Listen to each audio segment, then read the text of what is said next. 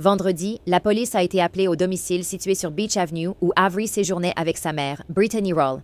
L'appel initial concernait un enfant inconscient dans une baignoire. Les grands-parents d'Avery sont sceptiques. Le médecin a dit qu'elle avait subi un traumatisme crânien, ce qui a provoqué une hémorragie cérébrale. L'hémorragie cérébrale était assez grave pour causer un arrêt cardiaque.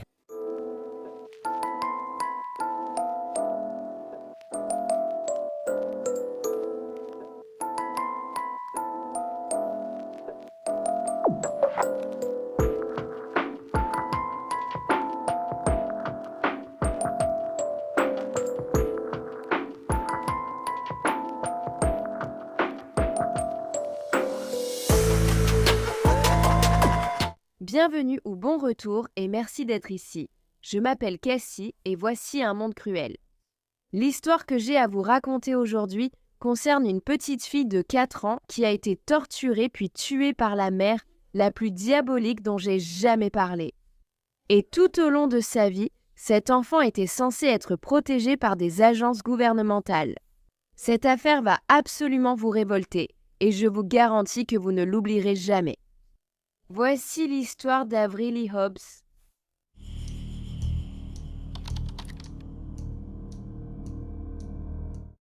Avery Lee Delia Hobbs est née le 22 septembre 2011 à Cincinnati, dans l'Ohio, de sa mère Brittany Roll Mays et de son père Jamie Lee Hobbs. Elle était intelligente, drôle et connue pour être une petite farceuse. Avery était affectueusement surnommée Cupcake par sa maman et Biche par son papa.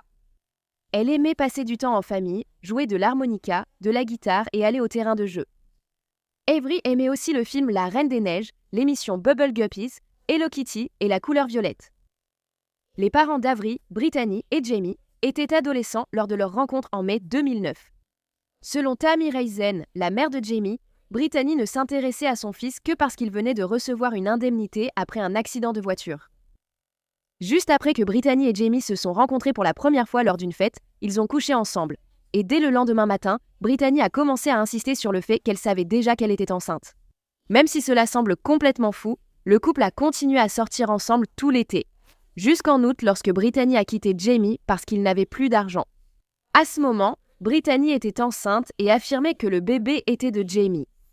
Le problème, c'est qu'elle était enceinte de 12 semaines, ce qui ne correspondait pas à leur première relation. Quoi qu'il en soit, Brittany répétait à Jamie qu'elle avait besoin de plus d'argent pour le bébé et il lui en donnait. Mais à chaque fois, elle le dépensait plutôt pour des choses futiles pour elle-même. Puis, en mars 2010, Brittany a dit à Jamie qu'en raison de complications pendant sa grossesse, leur enfant était né mort-né. Ensuite, elle lui a annoncé que les funérailles auraient lieu le lendemain, sans inviter sa famille.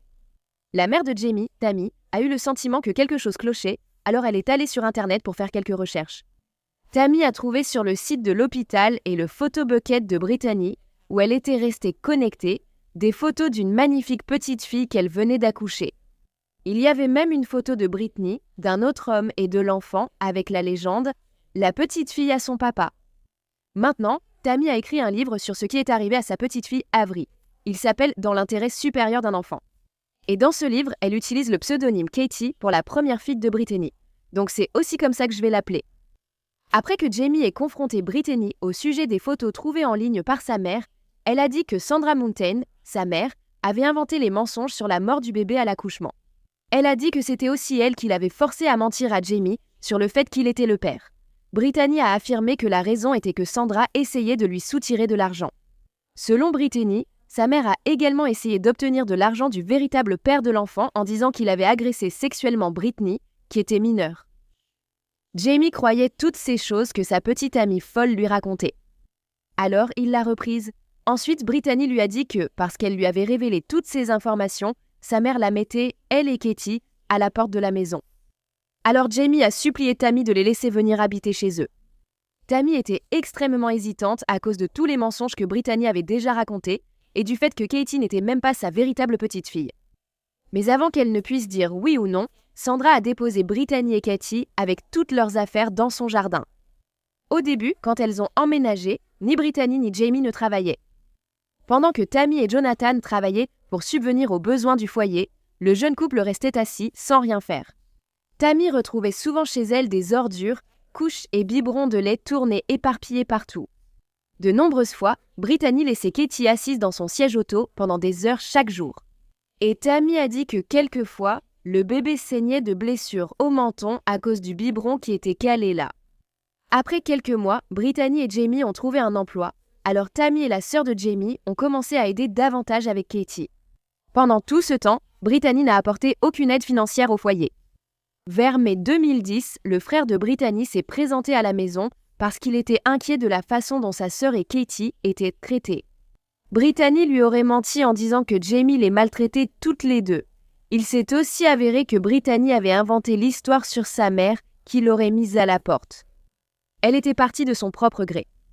Le frère de Brittany a aussi affirmé qu'elle voyait plusieurs hommes à la fois et que l'un d'eux pourrait être le vrai père de Katie. Malgré toutes ces nouvelles informations, Brittany et Katie ont continué à vivre avec Jamie et sa famille. Puis, le jour de Thanksgiving 2010, Brittany a menti à Tammy en lui disant qu'elle était enceinte, et Tammy lui a fait la morale sur l'importance d'utiliser une protection. Cela a rendu Brittany extrêmement en colère. Alors, une fois le dîner terminé, elle s'est approchée de Jamie et lui a donné un coup de pied si fort qu'elle lui a cassé quelques côtes. Tammy et Jonathan ont conduit Jamie aux urgences où les médecins ont demandé ce qui s'était passé. Il leur a raconté l'histoire inventée par Brittany, prétendant être tombée dans les escaliers, trop honteux pour dire la vérité. Peu de temps après cet incident, Brittany a recommencé à mentir. Maintenant, elle disait qu'elle était en réalité la victime de violences conjugales de la part de Jamie. Pourtant, elle ne semblait jamais avoir la moindre preuve, ni la moindre marque sur son corps pour étayer ses accusations. Une fois, alors que le couple était en voiture avec Tammy, Jamie a accidentellement incliné son siège, frappant Brittany au visage. Cela l'a mise en colère et elle a exigé d'être emmenée à l'hôpital. Elle insistait sur le fait que Jamie l'avait fait exprès et que son nez était cassé. Mais un médecin n'a trouvé aucune blessure. Quelques semaines plus tard, en décembre 2010, Brittany a menacé de mettre fin à sa grossesse chez elle. Mais le fait est qu'elle ne pouvait pas encore être enceinte d'Avery, car Avery est née en septembre, ce qui signifie qu'elle aurait donc dû tomber enceinte en janvier. Quoi qu'il en soit, à l'époque, Tammy croyait qu'elle était enceinte et l'a suppliée de ne pas interrompre la grossesse. Elle a dit à Brittany qu'elle adopterait l'enfant si elle le gardait, et Brittany a accepté. Début janvier 2011, Brittany s'est de nouveau fâchée contre Jamie et elle l'a frappé à la tête avec un presse-papier. Lorsque Tammy a ensuite conduit son fils à l'hôpital, il a admis qu'il était souvent victime des attaques violentes de sa petite amie. Mais il a attribué son agressivité aux hormones de grossesse et a refusé de signaler l'agression. Encore une fois, elle n'était même pas enceinte à ce moment-là ou venait tout juste de tomber enceinte. Donc ce n'est absolument pas une excuse valable. Jamie ne voulait pas non plus que les autres sachent qu'il était un homme maltraité par une femme. Quelques jours plus tard, le 22 janvier, Brittany et Jamie se sont mariés chez Tammy. La cérémonie a été célébrée par la sœur de Tammy, mais plus tard, on a découvert que sa licence n'était pas valide, donc ils n'ont jamais été légalement mariés à ce moment-là. Les agressions contre Jamie n'ont pas cessé après cela. En fait, elles n'ont fait qu'empirer. Dans les semaines suivantes, Brittany a cassé la jambe de Jamie et a tenté de le faire tomber dans un escalier alors qu'il avait cette jambe cassée. Elle l'a ensuite étranglé après son léger retard pour venir la chercher au travail. Cela a conduit Jamie à détruire sa nouvelle voiture. Suite à cet incident, une Brittany en colère est entrée dans la chambre de Tammy, a pris Katie qui dormait et a lancé le bébé en l'air. Le bébé est retombé d'environ 1,20 m sur le lit. Mais c'en était trop pour Tammy. Elle a dit à Brittany qu'elle devait faire ses valises et partir. Jamie a décidé qu'il allait partir avec elle et ils ont emménagé chez ses grands-parents. Quelques semaines plus tard, Jamie a découvert que Brittany le trompait à nouveau et qu'il avait contracté une IST, alors il a rompu avec elle. Brittany a fait ses valises, puis est allée chercher Katie, qu'elle a attrapée brutalement par le bras et traînée dans l'autre pièce. Le lendemain, la grand-mère de Jamie a vu des ecchymoses sur le bras du bébé et a prévenu les services de protection de l'enfance. Brittany a insisté sur le fait que les blessures avaient été causées par Jamie. Et au lieu d'ouvrir un dossier contre elle, le département de l'emploi et des services familiaux, ou JFS, a décidé de lui donner la possibilité de transférer ses droits parentaux sur Katie à sa propre mère, Sandra. Brittany a accepté cela et Katie est allée vivre chez Sandra. Quelques mois plus tard, au printemps 2011, Jamie a décidé de laisser Brittany revenir dans sa vie et le couple a pris un appartement ensemble dans un mauvais quartier de la ville. Cet été-là, Brittany a acheté une voiture à retaper, mais n'a jamais eu les moyens d'acheter les pièces pour la réparer. Alors elle a imaginé un plan pour incendier le véhicule, le déclarer à la compagnie d'assurance comme une voiture en état de marche, puis toucher son indemnisation. Brittany aurait demandé à leur colocataire d'incendier la voiture. Jamie devait ensuite signaler le feu. Le plan a marché et Brittany a touché son indemnisation. Mais lorsque la police a commencé à avoir des soupçons, Brittany a immédiatement rejeté la faute sur Jamie et la colocataire. Elles ont été inculpées d'incendie criminel et de fraude, mais ne voulèrent pas impliquer Brittany pour éviter qu'elle aille en prison enceinte. À la fin de 2011, Jamie a plaidé coupable de fraude à l'assurance. L'accusation d'incendie criminel a été abandonnée et il a été condamné à des travaux d'intérêt général. À la suite de l'incident lié à la voiture cet été, Jamie est retourné chez sa mère Tammy et s'est éloigné de Brittany. Cela a duré jusqu'au 22 septembre lorsque leur fille Avril est née. Quand Jamie est arrivé à l'hôpital pour voir le nouveau-né, il en est tout de suite tombé amoureux. Lui et Brittany ont accepté d'élever l'enfant ensemble, mais 2 jours plus tard, Brittany est allée chez Tammy pour lui demander de prendre Avril. Elle a dit qu'elle ne pouvait pas laisser la maternité empiéter sur sa vie, mais elle a aussi demandé à Tammy de lui rendre Avril chaque fois qu'elle le lui demanderait. Oui, c'est ça. Être une vraie mère, ne s'occuper de ses enfants que quand on en a envie. Mais comme Tammy ne voulait que le meilleur pour la petite Avril, elle a accepté. Peu de temps après, Brittany et Jamie se sont remis ensemble et se sont légalement mariés. Ils sont ensuite retournés vivre chez les grands-parents de Jamie. Pendant le mois suivant, Tammy était surtout la principale à s'occuper d'Avril. Malgré cela, Brittany se plaignait d'être celle qui devait s'occuper du nourrisson parce que Jamie travaillait tard le soir au club. Comme vous pouvez probablement le deviner, après avoir travaillé sur cette affaire pendant plus d'1 semaine, je suis complètement excédée par cette mère. Ou peut-être devrais-je simplement l'appeler une reproductrice. Ce n'est que la partie émergée de l'iceberg aussi. Les choses ne vont qu'empirer à partir d'ici. Donc, dans la nuit du 18 octobre 2011, Jamie est rentrée tard du travail et elle est allée se coucher immédiatement. Bien sûr, ça a énervé Brittany parce qu'elle avait été avec Avril toute la journée. Brittany a pris leur fille de 3 semaines pour lui donner un bain. Pendant qu'elles étaient dans la salle de bain, la grand-mère de Jamie a entendu un bruit terrible comme un grand coup. Puis Avril a commencé à crier. Brittany est sortie de la salle de bain en portant le nourrisson qui pleurait dans une serviette et elle avait l'air complètement sèche. La mère a affirmé qu'elle avait accidentellement laissé tomber Avril dans la baignoire, mais la baignoire ne contenait pas d'eau non plus. Brittany a réveillé Jamie à coups de pied et lui a demandé d'aller à la pharmacie CVS acheter du Tylenol pour Avril. Mais elle n'a même pas encore 1 mois et il n'existe aucun médicament en vente libre pour un bébé aussi petit.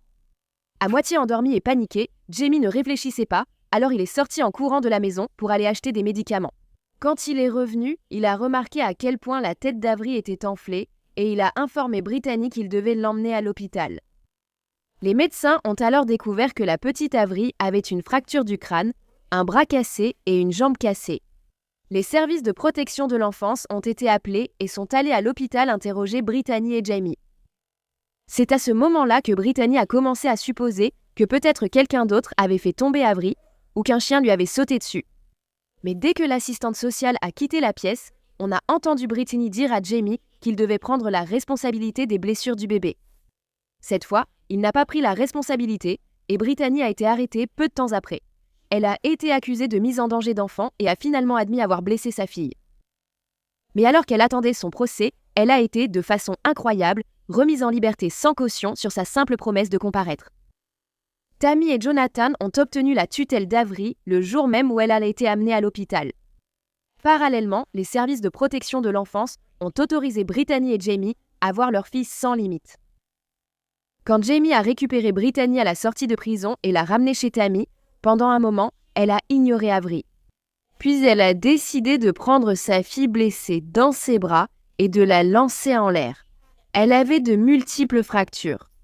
Tammy a immédiatement expulsé Brittany, qui en partant l'a averti qu'elle le regretterait si elle contrariait les décisions des services de protection de l'enfance. Stéphanie, employée des JFS, allait devenir l'assistante sociale d'Avril. Et en janvier 2012, elle a organisé une réunion avec tous les grands-parents de la petite fille. Ils voulaient tous aider à s'occuper d'Avery, mais à ce moment-là, il a été décidé que Tammy avait le plus de flexibilité et de ressources, donc elle obtiendrait la garde de la petite fille.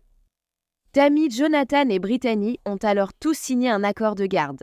Stéphanie a informé la grand-mère qu'elle déposerait la requête au tribunal le lendemain matin, sans qu'il soit nécessaire que la famille soit présente. Cependant, le lendemain, après cette audience au tribunal, Stéphanie s'est présentée à la porte de chez Tammy. Et elle a dit qu'elle avait déposé une demande au nom de l'État pour la garde d'Avery, puisque aucun membre de la famille ne s'était manifesté pour elle. Tammy a bien sûr été complètement bouleversée par cette déclaration. Stéphanie lui avait clairement dit elle-même qu'elle n'avait pas besoin d'être présente au tribunal. Et parce qu'elle avait écouté, l'État avait désormais la garde d'Avery. Tammy et Jonathan devaient rester les tuteurs légaux de la fillette et ont signé un accord interdisant d'en parler à d'autres personnes. Ils devaient l'emmener à tous ses rendez-vous médicaux et ils s'engageaient à ne pas utiliser de discipline physique. La mère d'Avery, Brittany, celle qui lui avait déjà fait du mal, n'était pas obligée de signer quoi que ce soit de ce genre. Après cela, Avril a vécu chez ses grands-parents pendant les années suivantes et elle s'est épanouie sous leur garde. Elle était tellement heureuse chez eux et a commencé à appeler Tammy, maman et Jonathan, papy. En avril 2012, Brittany devait comparaître devant le tribunal pour mise en danger d'enfant. Peu de temps avant de passer devant le juge, elle était encore de mauvaise humeur. Alors elle a attrapé son chiot et l'a violemment jeté au sol juste devant Jamie et sa famille.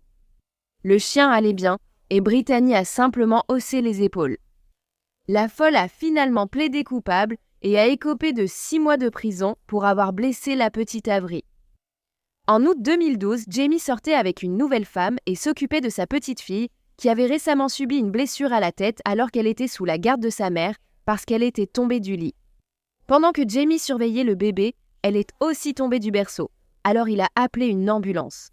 La fillette s'en est finalement bien sortie et Jamie a reconnu avoir été négligent en la laissant seule dans son berceau. Il n'a jamais été accusé de quoi que ce soit en rapport avec cet incident. Quoi qu'il en soit, cela a poussé les services de protection de l'enfance à décider que Jamie n'était plus autorisé à voir sa fille et une ordonnance restrictive a été prononcée contre lui. Voulant retrouver ses droits de père, Jamie a essayé de remplir toutes les exigences que l'agence lui imposait. Mais à partir de ce moment-là, rien ne semblait jamais vraiment les satisfaire. Il semblait que l'assistante sociale d'Avril, Stéphanie, n'appréciait pas vraiment Jamie ni sa famille. Alors qu'au départ, elle avait dit à Tammy qu'elle ne pouvait pas demander la garde d'Avril tant que Brittany n'était pas condamnée. Après la condamnation de Brittany, Stéphanie a changé de version et a dit qu'elle ne pourrait pas demander la garde avant la libération de Brittany.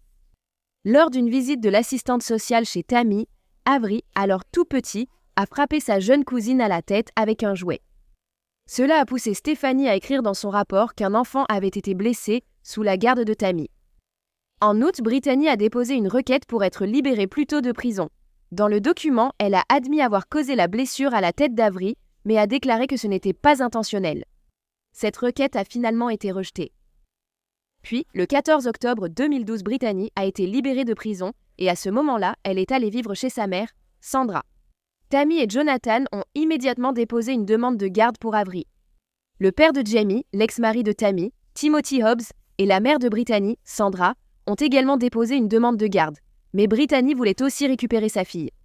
Et les services de protection de l'enfance, bien sûr, pensaient qu'il était dans l'intérêt d'Avril d'être réunie avec sa mère. Et cela, même s'il y avait une audience pour la garde de la fille aînée de Brittany, Katie, le même jour dans une autre salle d'audience. Et pendant cette période, sa mère, Sandra, a déclaré qu'elle pensait que Brittany représentait un danger pour la petite fille. Mais dans le cas d'Avril, Sandra a dit qu'elle pensait que Brittany devrait la récupérer. Quoi ? Les services de protection de l'enfance n'ont pas non plus permis que le cas de Katie soit évoqué lors de l'audience pour la garde d'Avril. Pendant que l'affaire de garde était en cours, Brittany était toujours autorisée à rendre visite à Avril. Jamie ne l'était pas, même si c'est elle qui est une criminelle condamnée, et lui ne l'était pas. Brittany n'a jamais non plus été obligée de passer un test de dépistage de drogue, de suivre une thérapie ou des cours de gestion de la colère après sa sortie de prison. En revanche, Jamie, qui n'avait été condamné pour rien, a été obligé de faire les 3. Brittany a reçu une proposition pour rejoindre un groupe de survivantes de violences conjugales, contrairement à Jamie. C'était lui qui avait eu des blessures vérifiables par le passé, pas elle. Quelques semaines seulement après sa sortie de prison, Brittany a obtenu le droit de voir sa fille sans surveillance. Et Avery revenait de ses visites affamée, sale et grincheuse. Comme le grand-père d'Avery, Tim et sa grand-mère, Sandra, avaient également demandé la garde, le tribunal leur a accordé plusieurs visites avec nuitée chaque mois. Lors de la première visite avec nuitée d'Avery chez Sandra, Brittany n'était pas autorisée à être présente. Peu de temps après le début de cette visite, Sandra a appelé Tammy et a dit que la petite fille de 8 mois était tombée et s'était cognée la tête 3 fois au même endroit. La petite fille a ensuite été rendue à Tammy avec une bosse de la taille d'un œuf sur le front et la grand-mère a signalé cela au service de protection de l'enfance. Elle a dit à Stephanie qu'Avery devait être emmenée à l'hôpital pour un examen, mais Stephanie pensait que la décision devait revenir à Brittany. Donc, bien sûr, Avery n'a jamais été vue par un médecin. On a également découvert que Brittany était en fait chez sa mère ce jour-là, même si elle n'était pas censée s'y trouver. Ceci n'était que le premier incident parmi tant d'autres. Selon le grand-père d'Avery, Jonathan, à partir de ce moment-là, elle revenait de chaque visite chez sa mère avec des blessures sur le corps. L'assistante sociale Stephanie était trop occupée à s'assurer que Brittany allait bien pour se soucier de ce qui se passait réellement. Elle transportait régulièrement la mère dans son véhicule personnel, emmenant Brittany à ses rendez-vous et parfois même simplement faire du shopping. Cependant, lorsque Avery les accompagnait quelque part, elle devait emprunter un siège auto à Tammy, car ni Brittany, qui est la mère, ni Stephanie, qui est assistante sociale, n'avaient de siège auto adapté pour elle. Le soir du Nouvel An 2012, Stephanie a appelé Tammy et lui a dit qu'elles allaient sauter les étapes habituelles de la réunification et qu'à la place, elles allaient chercher à obtenir la réunification immédiate d'Avery et de Brittany. Cet appel a été passé depuis le téléphone portable personnel de Stephanie et faisait partie de nombreux appels effectués de cette manière afin qu'elle n'ait pas à enregistrer les informations qu'elle donnait dans le dossier personnel d'Avery. Ce n'est sûrement pas légal. Quand Avery avait 16 mois, elle était déjà propre. Sa grande sœur Katie, qui avait 4 ans, ne l'était pas. Chaque fois que Tammy et Jonathan allaient chez Sandra, les filles couraient partout complètement nues. Katie disait à une assistante sociale que sa mère ne lui permettait pas de porter des vêtements, mais qu'elle n'aimait pas être nue tout le temps. Brittany disait que c'était sa méthode pour apprendre la propreté à la fillette. Lors d'une visite, une assistante sociale a accompagné Brittany et ses 2 filles au terrain de jeu. Pendant que la mère s'occupait de Katie, elle a laissé Avery, âgée de 16 mois, seule sur une structure de jeu de 5 pieds de haut. Et la petite est tombée et a heurté le sol en béton. L'assistante sociale, témoin de la scène, a haussé les épaules en disant que Brittany était encore novice comme mère et apprenait encore, alors qu'elle a déjà un enfant de 4 ans. Et je penserais que c'est simplement du bon sens de ne pas laisser une petite qui vient d'apprendre à marcher, chancelante, seule sur une structure de jeu de 5 pieds de haut. Avery a commencé à se crisper chaque fois qu'elle était en présence de Brittany. Mais la thérapeute a simplement dit que la petite faisait des flashbacks de quand elle était dans l'utérus. Et Jamie a battu Brittany, ce qui doit être l'une des choses les plus absurdes que j'ai jamais entendues. Cette thérapeute allait aussi établir un diagnostic psychologique de Tammy. Elle a dit qu'elle pensait que la grand-mère était instable. Tammy a affirmé qu'elle n'avait aucune idée que cette soi-disant professionnelle lui avait jamais posé un quelconque diagnostic. Et elle avait fait cela uniquement avec les informations que Tammy avait fournies lors des séances de thérapie familiale. Tammy répétait sans cesse aux travailleurs des services de protection de l'enfance qu'Avery affirmait que Brittany lui avait fait du mal. Et à chaque fois, l'agence prenait rendez-vous chez un médecin, mais avec un médecin qu'ils choisissaient eux-mêmes. Et même si ces professionnels de santé ont noté qu'il y avait des soupçons de maltraitance, ils ont inscrit toutes les blessures d'Avery comme étant accidentelles. Quand Avery leur disait que c'était vraiment sa mère qui les avait causées, ils disaient qu'elle mentait simplement parce que Tammy lui avait soufflé quoi dire. Puisque personne n'écoutait leurs appels à l'aide, Tammy et Jonathan ont commencé à prendre des photos de tous les bleus, coupures et marques d'Avery. Ils ont relevé des bleus dans son dos et sur ses tibias, ressemblant à des empreintes digitales, et sur d'autres photos, des marques de morsures humaines sur ses pieds. Les grands-parents ont également enregistré Avery et on peut l'entendre dans un enregistrement audio crier et pleurer lorsqu'elle doit aller voir sa mère. Je veux partir.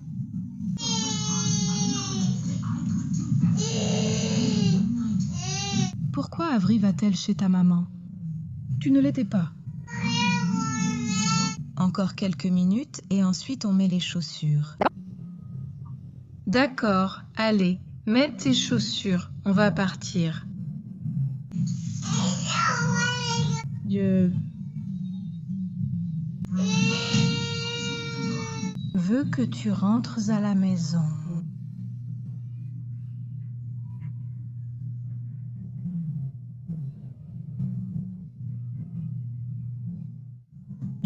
Je sais que tu le veux.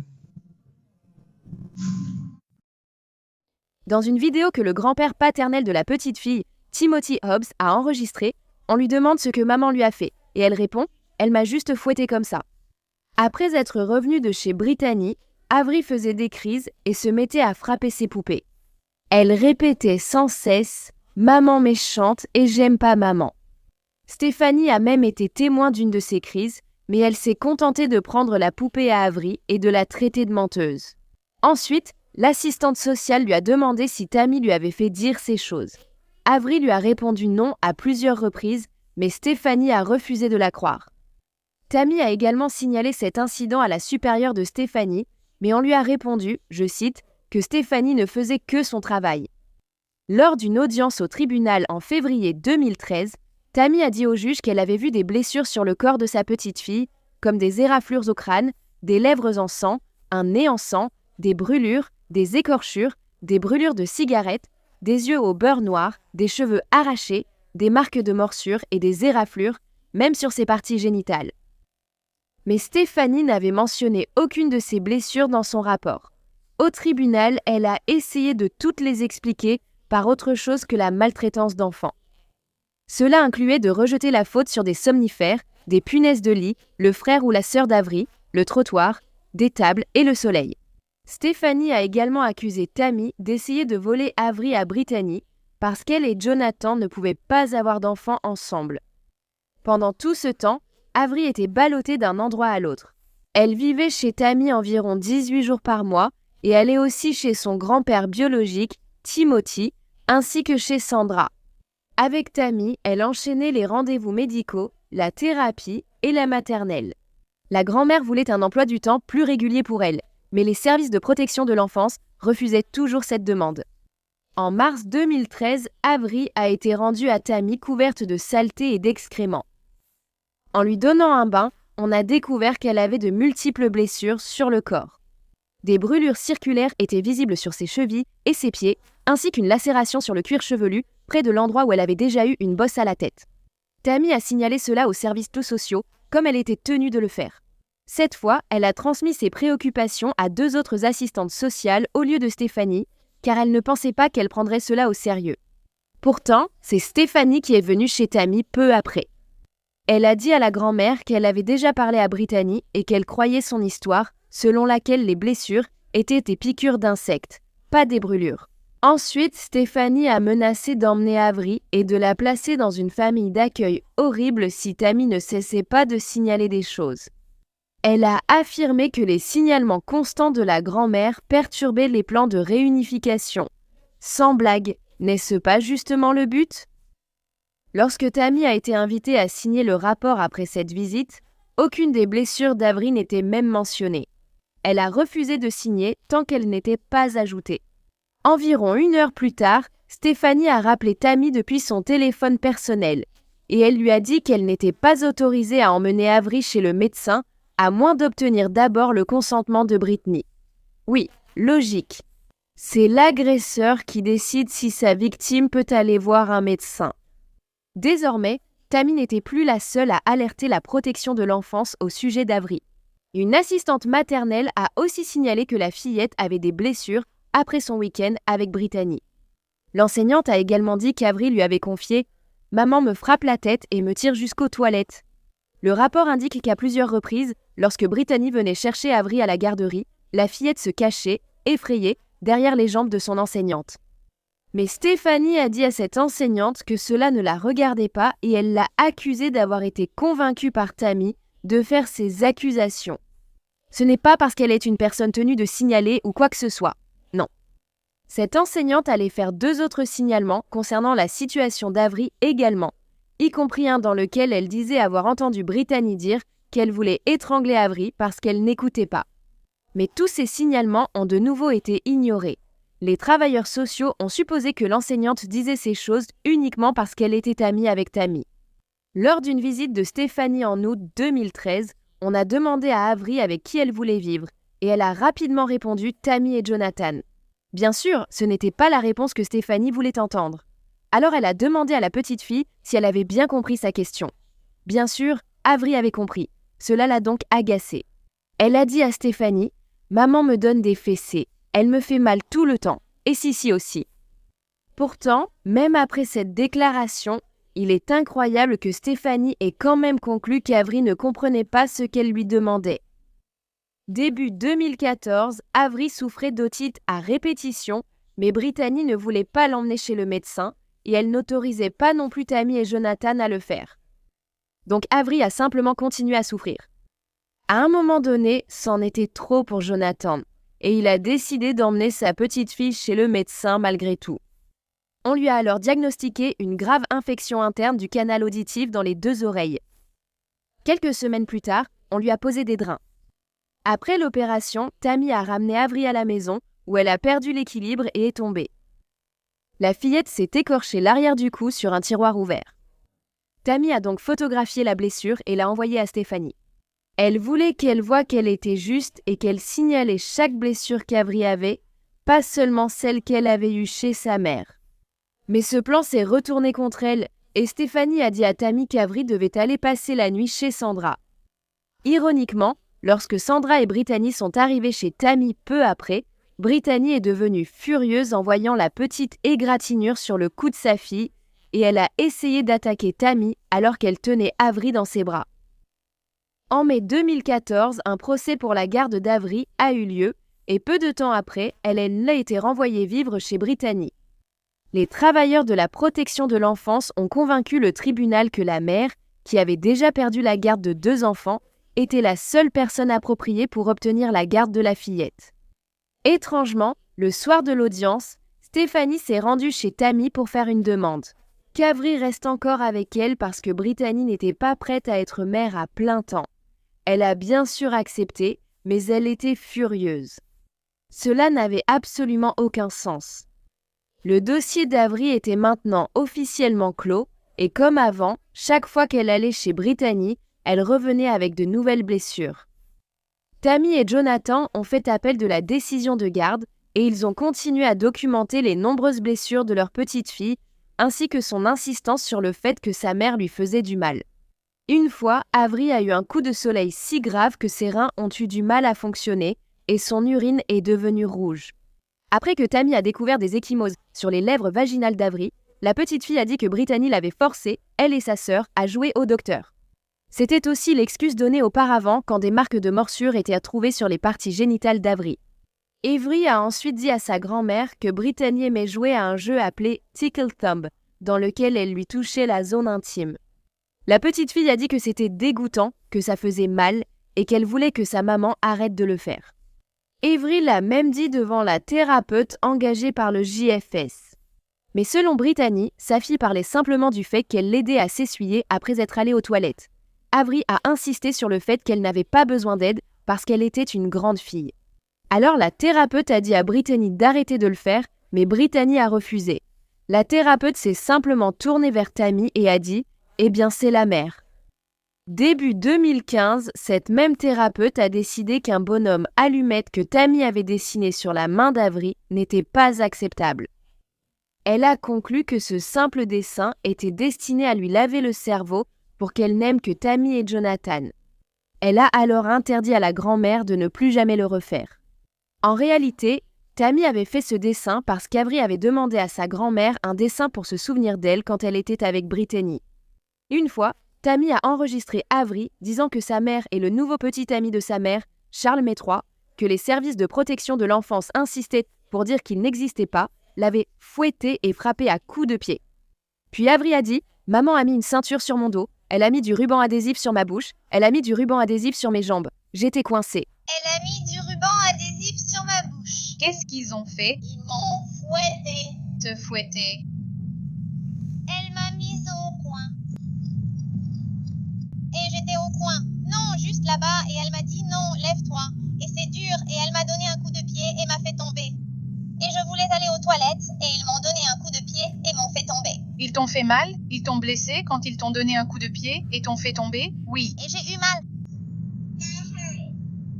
Et maman a mis une ceinture sur mon dos. Elle a mis du ruban adhésif sur ma bouche. Elle a mis du ruban adhésif sur mes jambes et j'étais coincée. Quand est-ce que c'est arrivé? Je ne...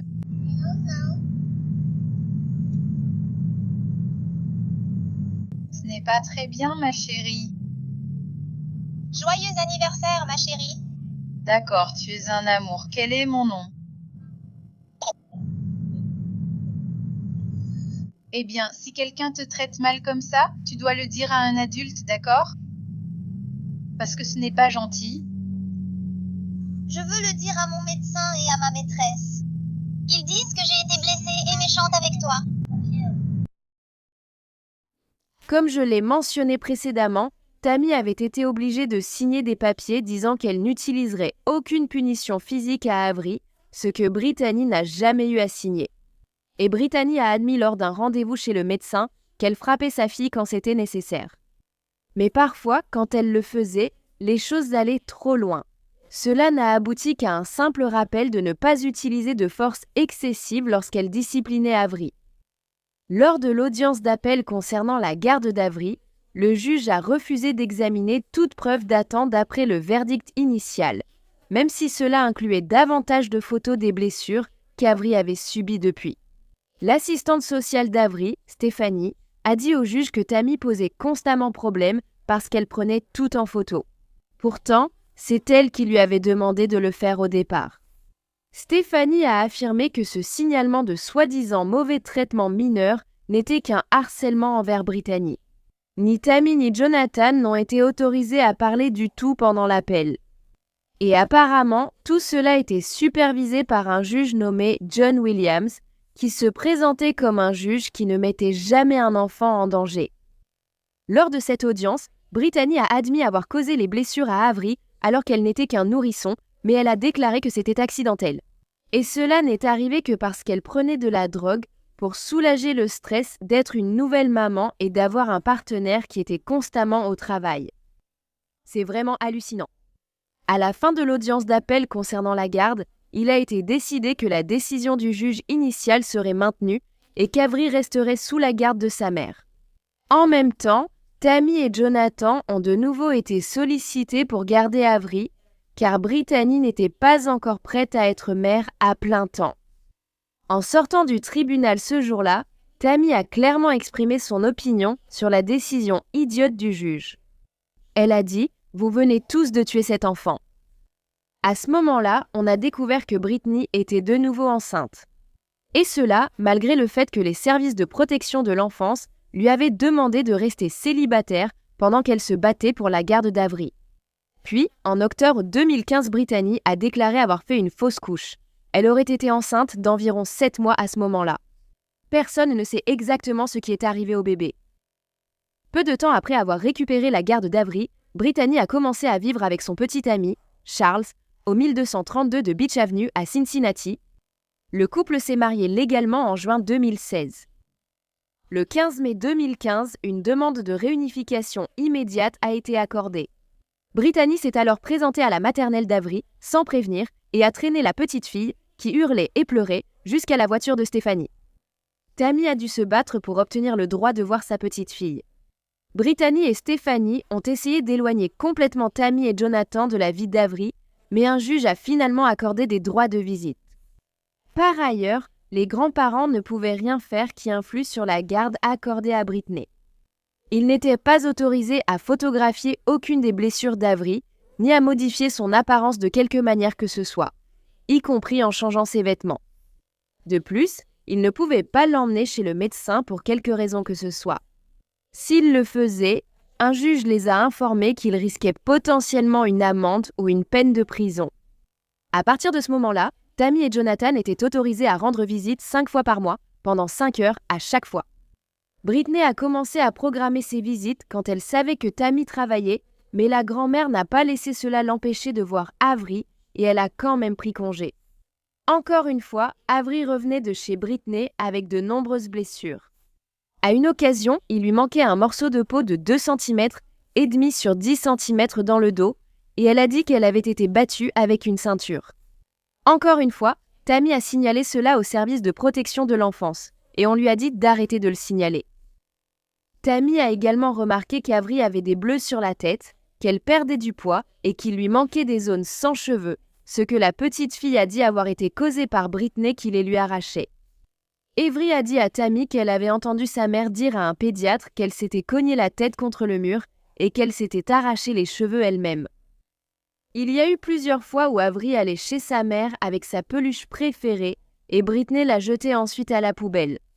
À cause de cela, Tammy devait sans cesse racheter les lapins en peluche d'Avery.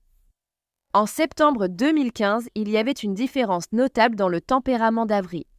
Elle sursautait moins quand les gens s'approchaient d'elle et parlait davantage de ce que Britney faisait. On a dit à Tammy que Britney avait décidé que le comportement de sa fille était trop difficile, alors elle avait été envoyée vivre chez Sandra. Elle était sous sa garde depuis plusieurs semaines à ce moment-là. Quand Tammy a appris cette information, elle a appelé Stéphanie et a demandé si la garde d'Avery allait être modifiée, alors pourrait-elle être envisagée pour l'accueillir ? En réalité, ce qui s'est passé, c'est que les services de protection de l'enfance ont reçu d'autres plaintes concernant la maltraitance d'Avery, cette fois de la part de sa maternelle. Ils ont donc ordonné qu'elle soit retirée de la garde de sa mère. Elle a ensuite été placée chez Sandra. Peu de temps après, Tammy a découvert que la mère emmenait Avery chez différents médecins pour essayer d'obtenir un diagnostic de trouble bipolaire. Elle n'a que 4 ans. Sans parler du fait qu'elle n'avait eu aucun problème de comportement lorsqu'elle était sous la garde de Tammy et Jonathan ou à la garderie. Malgré tout, Britney a fini par trouver un médecin qui a prescrit à Avery des médicaments psychiatriques puissants qui la rendaient plus facile à gérer. En janvier 2016, Britney n'était plus obligée de suivre le plan de sécurité mis en place par les services de protection de l'enfance, même s'il était censé rester en vigueur pendant 1 an après le retour d'Avery chez elle. En mars 2016, Avery saignait de la bouche et elle a dit à Tammy qu'elle avait été frappée. En mai, la petite fille est allée voir sa grand-mère et elle était en sévère insuffisance pondérale. Elle était aussi léthargique, fatiguée et elle perdait connaissance par moments. Tammy a trouvé une bosse sous son t-shirt et s'est rendu compte que c'était un patch médical. Britney dira plus tard qu'il s'agissait de clonidine, un médicament contre l'anxiété. Pour la grand-mère, il semblait que Britney administrait beaucoup trop de médicaments. Encore une fois, Tammy signala cela au service de protection de l'enfance, mais personne ne la recontacta. Plus tard ce même mois, Avery a dit que sa mère et Charles l'obligeaient à faire des pompes et à rester debout jusqu'à ce qu'elle s'effondre. Il lui scotchait les jambes et la bouche avec du ruban adhésif. Elle a ensuite été attachée à un poteau en bas des escaliers avec du ruban adhésif. Si elle essayait de se lever ou se comportait mal, Charles lui donnait des coups de pied dans le ventre. Elle a aussi affirmé qu'ils étaient tous. Ils ne lui donnaient à manger qu'une demi-pomme par jour. Récemment, Avery avait eu des accidents quand elle était chez Tammy et elle disait que c'était parce que sa mère jouait au jeu du pouce qui chatouille et que ça lui faisait mal. Alors maintenant, elle se retenait d'aller aux toilettes et avait des accidents parce qu'elle avait trop peur de baisser sa culotte. Un bref suivi a été effectué par la représentante d'Avery, nommée par le tribunal qui s'appelait Julie. Mais Britney était au courant de la visite à l'avance et Avery n'a jamais été interrogée sans la présence de sa mère. En juin 2016, Avery, qui avait presque 5 ans, ne pesait que 9 kilos. Chaque fois que Tammy voyait sa petite fille, la lumière du soleil lui faisait mal aux yeux. Elle mangeait et buvait tout ce qu'on lui donnait. Elle semblait toujours être sous l'effet de médicaments. Elle craignait d'utiliser seule les toilettes. Elle n'avait presque plus d'énergie. Elle se baissait si quelqu'un essayait de la toucher et portait des vêtements d'hiver même s'il faisait 35 degrés. Si quelqu'un essayait d'enlever ses vêtements, la petite fille leur disait de ne pas le faire, ou elle aurait encore plus de problèmes. Quand Tammy et Jonathan ont emmené Avery dans un parc à proximité, elle était trop faible pour jouer. Tammy s'est assise avec elle sur une balançoire et la fillette de 4 ans la suppliait de l'emmener devant un juge pour qu'elle puisse dénoncer sa mère. La grand-mère lui a dit qu'on ne l'écouterait que lorsqu'elle serait plus âgée. Puis elle a promis à Avery qu'elle l'emmènerait devant le magistrat quand elle aurait 5 ans en septembre. Environ un mois plus tard, lorsque Avery est revenue voir Tammy, elle semblait aller un peu mieux. Elle avait plus d'énergie et elle a joué toute l'après-midi. Jamie est aussi passé cet après-midi-là et il observait sa fille de loin. Légalement, il n'avait pas pu la voir depuis plus d'1 an. À ce moment-là, il a décidé qu'il allait essayer de se battre à nouveau pour la garde d'Avery. Et le lendemain, il est allé au bureau de l'avocat commis d'office pour essayer d'obtenir un avocat. Un rendez-vous a alors été fixé pour le 1er août et Jamie et sa famille ont commencé à rassembler toutes les preuves qu'ils avaient. Mais quand le lundi est arrivé, Tammy est allée en ligne et a vu qu'une de ses amies avait présenté ses condoléances. Elle ignorait que quelqu'un savait pour leur bataille de garde et a donc appelé cette femme. C'est alors qu'elle a ensuite appris qu'Avery avait été emmenée d'urgence à l'hôpital pour enfants de Cincinnati. Tammy a appelé tout le monde pour savoir ce qui était arrivé à Avery. Elle a appelé Britney, Sandra, Stéphanie, mais personne n'a répondu. L'hôpital pour enfants a insisté sur le fait qu'Avery n'était pas une patiente là-bas, et son grand-père est même descendu pour la chercher. Des heures plus tard, une détective a appelé Jamie pour s'excuser et lui a dit qu'Avery était bien à l'hôpital, mais qu'elle faisait l'objet d'une ordonnance de protection. La raison en était que Britney avait dit à tout le monde que Charles, son mari, était en réalité le père d'Avery. Il y avait toujours une ordonnance de protection contre Jamie, mais il a expliqué la situation à une détective et il a été autorisé à se rendre à l'hôpital pour voir Avery. Mais avant même qu'il ait eu la chance de quitter la maison, il a reçu un autre appel téléphonique lui annonçant que sa fille était décédée.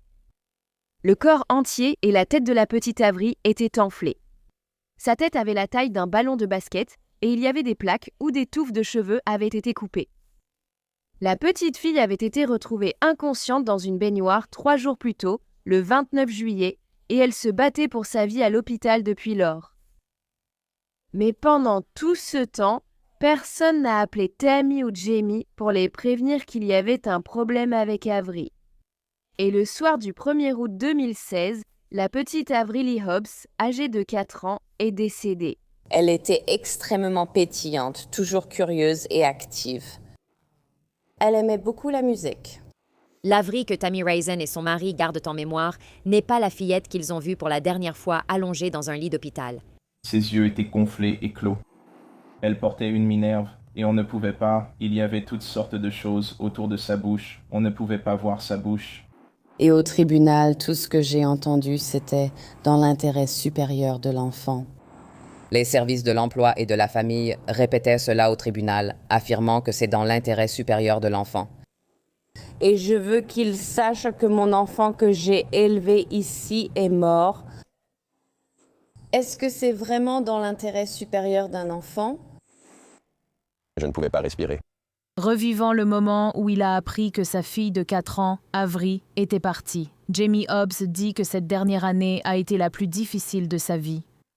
C'est juste que ça a été vraiment difficile pour notre famille parce que ma fille était un peu le ciment qui nous tenait tous ensemble. Et maintenant, elle n'est plus là. C'est assez difficile à surmonter chaque jour. Je veux qu'elle reste en prison à vie. Je veux dire, je ne pense pas qu'il devrait être exécuté. Je veux qu'elle reste assise et qu'elle réfléchisse à ce qu'elle a fait chaque jour. Jusque-là, Hobbs reste concentré sur la mémoire de sa fille, son sourire éclatant et son rire contagieux. Elle savait toujours comment te rendre heureux. C'est sûrement ce qui me manque le plus. Entendre sa voix m'appeler papa. La petite fille avait de graves blessures à la tête causées par un objet contondant et était restée sous l'eau dans une baignoire pendant une durée indéterminée. Son crâne était complètement écrasé et elle avait subi une hémorragie interne très importante. Je ne me plaignais pas, elle était canon. Non, je l'ai mise à l'arrière de la chambre froide et elle a cessé de respirer, infirmière. Il n'y a plus de battement de cœur. Quand les enquêteurs ont interrogé Britney, elle a expliqué avoir mis Avery sous la douche car elle avait chaud et se sentait mal. Puis soudain, la petite fille s'est effondrée et est devenue inconsciente. Britney a affirmé avoir sorti sa fille de la baignoire et pratiqué la réanimation cardio-pulmonaire avant d'appeler le 911. Cependant, Avery a été retrouvée assise dans une baignoire pleine d'eau lorsque les ambulanciers sont arrivés. Britney avait également passé un appel téléphonique de 6 minutes à Charles avant d'appeler les services d'urgence. Selon une codétenue de Britney, la mère lui a dit que Charles lui donnait de l'héroïne en échange du fait qu'elle le laissait droguer Avery et l'agresser sexuellement. Elle a dit que le 29 juillet, Avery avait fait une overdose accidentelle, alors ils l'ont mise dans une baignoire d'eau pour la réanimer. Quand elle a repris connaissance, elle s'est mise à se débattre violemment, ce qui a causé sa mort. Mais cela n'aurait pas été une force suffisante pour la tuer, surtout compte tenu de l'extrême quantité de traumatismes retrouvés sur le corps de la petite fille. La police a également vérifié que Charles n'était pas à la maison ce jour-là. Il était au travail. Alors, qui sait si une partie de cette histoire est vraie? Lorsque Jamie et sa famille sont allés au funérarium pour réclamer le corps d'Avery, ils ont découvert que Britney avait également essayé de la réclamer et de la faire incinérer. Pour qu'elle puisse détruire toute preuve de ce qu'elle lui avait fait, j'en suis sûre. Mais aussi, comment se fait-il que cette femme ne soit pas en prison? Heureusement, Jamie a réussi à obtenir une rétention de 72 heures sur le corps d'Avery et ils ont obtenu une date d'audience pour plaider en faveur de la restitution de ses restes. Cependant, avant que cela ne puisse arriver, le 10 août, Britney a été arrêtée. Elle a été inculpée de meurtre aggravé, de meurtre et de mise en danger criminelle d'un enfant. Elle a été détenue sans possibilité de libération sous caution. Peu avant son arrestation, les enquêteurs avaient convoqué Britney pour un nouvel interrogatoire. Au cours de cet interrogatoire, elle a passé beaucoup de temps à se faire passer pour la victime, se plaignant des menaces dont elle recevait, ainsi que du fait que le médecin qui suivait actuellement sa grossesse l'avait laissé tomber après la mort d'Avery. J'ai essayé de faire signer les papiers à mon gynécologue pour pouvoir commencer mon congé médical, pour que je puisse, vous savez. Bien sûr. Et en fait, il a décidé de me refuser les soins prénatals. Vraiment? Oui, il m'a dit, il a eu le culot de me dire que je n'aimais pas Avery, que je ne la voulais pas, et que je ne voulais pas le bébé que je porte, donc il n'allait plus me donner de soins prénatals. D'accord. Un professionnel de santé ne peut jamais faire cela, quelle que soit la situation. That sounds pretty extreme. Ce qu'ils ressentent. Je veux dire, je sais qu'il y a beaucoup de choses dans les actualités et tout ça, mais ils ne peuvent pas. Ils ne peuvent tout simplement pas refuser, parce que ce serait mettre un enfant en danger. Ouais, et je veux dire, soyons honnêtes, la plupart de ce qu'on voit aux informations en ce moment, c'est beaucoup. Ce n'est pas exact. Je veux dire, soyons francs, non? Ce n'est pas. Il ne s'agit pas de faits, mais d'un récit.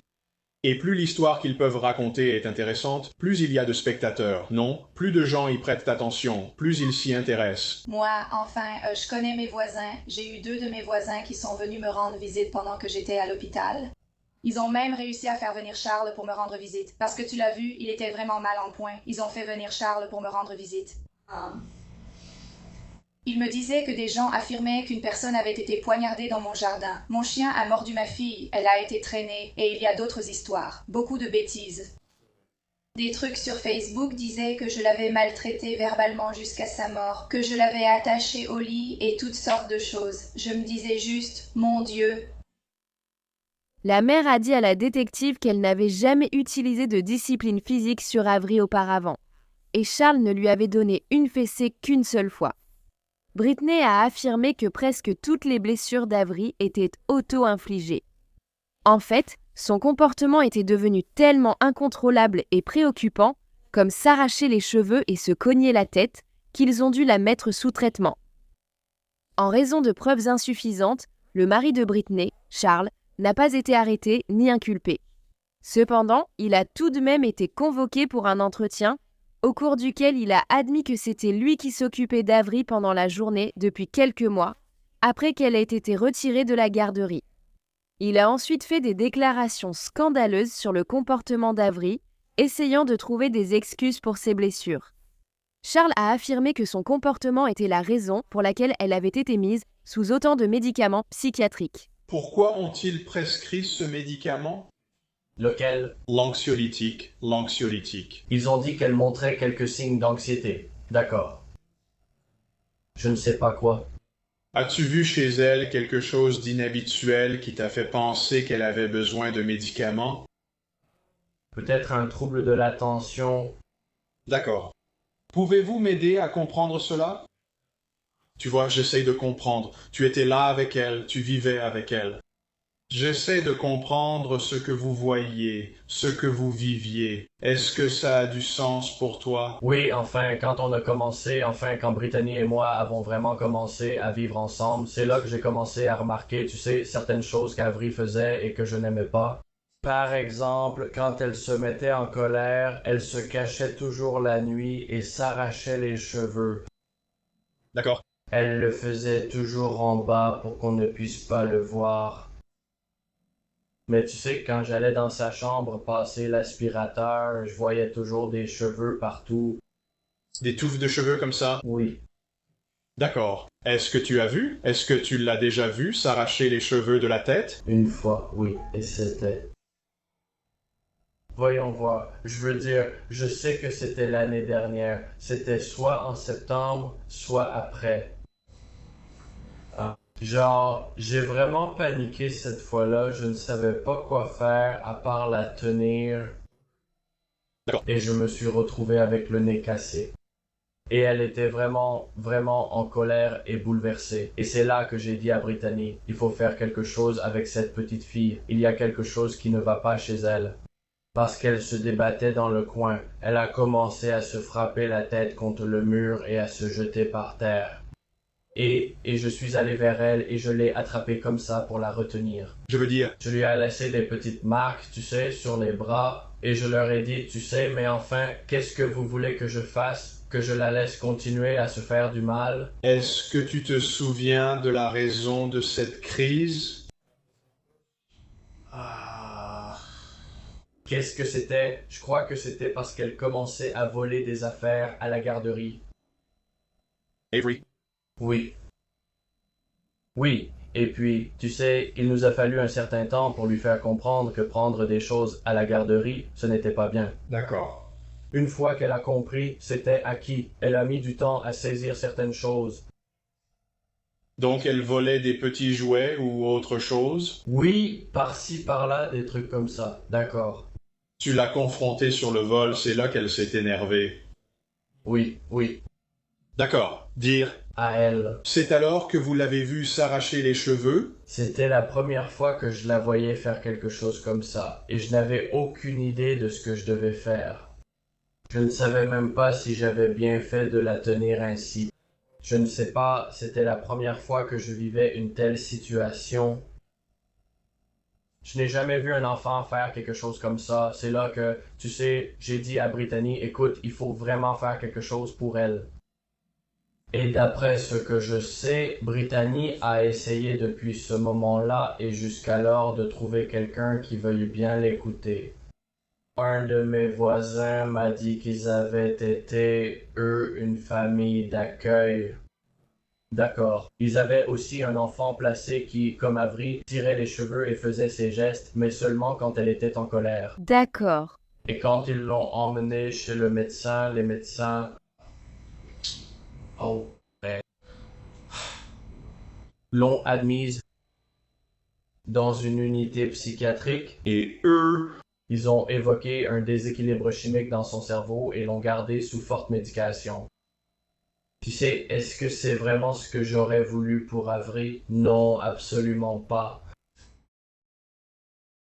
Maintenant, entre toutes ces absurdités et le fait qu'Avery avait dit à sa grand-mère que Charles lui faisait aussi du mal, il aurait au moins dû être accusé de CA. Maintenant, je veux que vous regardiez ce passage ici. C'est assez ironique et ridicule. Charles est assis là et dit à la détective à quel point il est travailleur. Mais si vous regardez sa chemise, il est écrit « Né pour faire la fête, obligé de travailler ». Alors comment l'officière peut-elle croire une seule de ses paroles à partir de ce moment-là? Tu l'as fait, et pardonne-moi. 2 fils avec 2 femmes différentes, l'un dans l'Indiana et l'autre à Mason. Oui, monsieur. D'accord. Pourquoi n'êtes-vous pas engagé dans la vie de vos 2 fils et ces adolescents? Moi et leur mère ne nous entendons pas. D'accord. C'est en grande partie pour ça qu'on s'est séparés, à cause de qui je suis. Je suis un bourreau de travail, capable de travailler sans arrêt. Et ils n'ont pas aimé ça, je suppose. Lors de l'autopsie d'Avery, des ecchymoses et éraflures couvraient presque tout son corps. Elle avait des blessures abdominales, de multiples hémorragies au cerveau, ainsi que de multiples hémorragies dans les 2 yeux et les nerfs optiques. Ces blessures étaient toutes à différents stades de guérison, ce qui indique des mauvais traitements à long terme. Les cheveux d'Avery avaient aussi été arrachés. Elle n'avait rien mangé, mais tous les tests de dépistage de drogue étaient négatifs. Sa mort a été considérée comme un homicide causé par de multiples blessures par objet contondant. Même si les parties intimes d'Avery présentaient des ecchymoses et des déchirures, personne n'a été accusé d'agression sexuelle.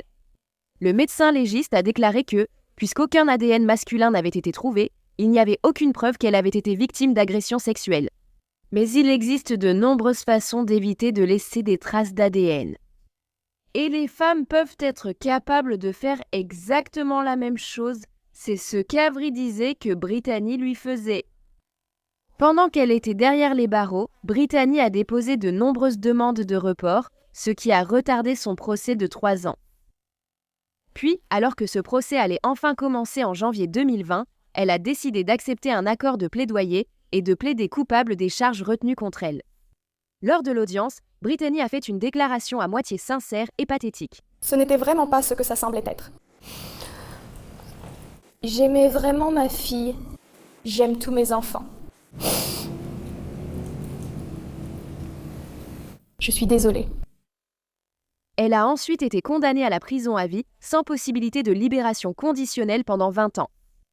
J'espère qu'elle ne sortira pas même alors. Parce que 20 ans, ce n'est vraiment pas assez. C'est toi qui as fait ça. Tu l'as tué, tu en es responsable. Le système est aussi impliqué dans cette affaire. Et le système a vraiment laissé tomber cet enfant et ne l'a pas protégé. Au tribunal pour mineurs, on part du principe qu'il faut réunir les enfants avec leurs parents biologiques. Et je pense qu'ils doivent reconnaître que parfois, ce n'est pas la meilleure chose à faire. Ici, clairement, ce n'était pas le cas. Le procureur adjoint Dave Prem dit que cette partie de la loi devrait être abrogée. La grand-mère d'Avery ne pourrait pas être plus d'accord. Nous devons changer les choses pour protéger les enfants. Avery était une enfant merveilleuse. Elle a été placée dans un système censé protéger les enfants. Ils ne l'ont pas fait. Ils ont trouvé toutes les excuses possibles pour contourner cela. Pour garantir qu'un parent récupère toujours son enfant, quelle que soit sa faute. Le système doit changer. C'est évident ici aujourd'hui. Voulions-nous accepter une peine allant de 20 ans à la perpétuité? Non, nous voulions voir bien plus que ça, mais c'est une façon de nous apporter à tous un peu d'apaisement aujourd'hui. Et c'est quelque chose avec lequel je pense que nous pouvons tous vivre et aller de l'avant. Elle avait beaucoup de gens qui l'aimaient et qui auraient tout fait pour la protéger, et elle était intelligente. Elle savait parler à l'âge d'1 an. Elle racontait tout ce que sa mère faisait. Et personne ne l'écoutait. Pendant qu'elle était derrière les barreaux, Brittany a donné naissance à un autre bébé. Il est dit que Charles a actuellement la garde de cet enfant, ce qui fait froid dans le dos. Selon Tammy, l'une des travailleuses du JFS qui s'occupait du dossier d'Avery a été rétrogradée. Une autre a vu son salaire diminuer et a démissionné. Et une autre travaille maintenant comme avocate spécialisée dans les divorces à la place. La grand-mère a dit que même si Brittany était celle qui avait tué Avery, les assistantes sociales, les juges et toutes les personnes en position de pouvoir qui ont permis que cela arrive ont agi comme les munitions dans le pistolet de Brittany. Le 17 août, Jamie a obtenu les droits sur les restes d'Avery et sa famille a enfin été autorisée à l'enterrer. 2 jours plus tard, les funérailles d'Avery ont eu lieu et elle a été enterrée en portant sa robe de princesse préférée et ses sandales qu'elle appelait ses flip-flaps. Elle avait sa couverture Reine des Neiges et son lapin en peluche préféré avec elle. Même s'ils n'ont pas pu avoir un cercueil ouvert, la famille d'Avery a fait recoudre ses cheveux naturels sur sa tête. Et Tammy a dessiné 3 bonshommes allumettes sur la main de sa petite fille, représentant elle-même Jamie et Jonathan. L'énorme ours en peluche que le père d'Avery, Jamie, lui avait offert à Noël, a été placé sur le cercueil alors qu'il était descendu dans la terre, à côté de sa grand-mère, décédée d'un cancer l'année précédente. Peu après, un banc commémoratif a été installé à la mémoire d'Avery dans son parc préféré, la forêt commémorative Mitchell. De temps en temps, sa famille laisse de grands sacs en plastique remplis de lapins en peluche pour que d'autres enfants puissent les prendre en souvenir d'Avery.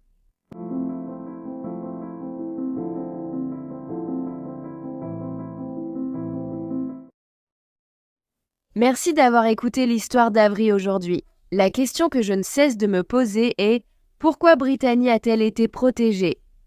Et Avery ne l'a pas été. Pourquoi? Pourquoi? Pourquoi? Je ne comprends tout simplement pas. Cette affaire doit être l'une des plus exaspérantes que j'ai jamais couvertes. Qu'en penses-tu? Donc si tu aimes les histoires criminelles et que tu veux m'entendre les raconter, n'oublie pas d'appuyer sur le bouton s'abonner ci-dessous. Et active aussi les notifications, comme ça tu sauras quand je publie une nouvelle vidéo, ce qui arrive au moins 2 fois par semaine. Merci d'avoir regardé Un Monde Maléfique aujourd'hui. À la prochaine, prends soin de toi. Salut! Merci à tous les mécènes d'Un Monde Maléfique. Plus de contenu d'Un Monde Maléfique est disponible sur Patreon. Consulte patreon.com Un Monde Maléfique ou l'application Patreon. Tu auras chaque mois accès à des vidéos exclusives et plus encore. Tout soutien aide vraiment à s'assurer que les victimes ne soient jamais oubliées et à mettre en lumière les failles de la société liées à chaque affaire. As-tu une suggestion d'histoire que tu aimerais me voir traiter? Si oui, envoie-moi un email à awickedworldtruecrime@gmail.com.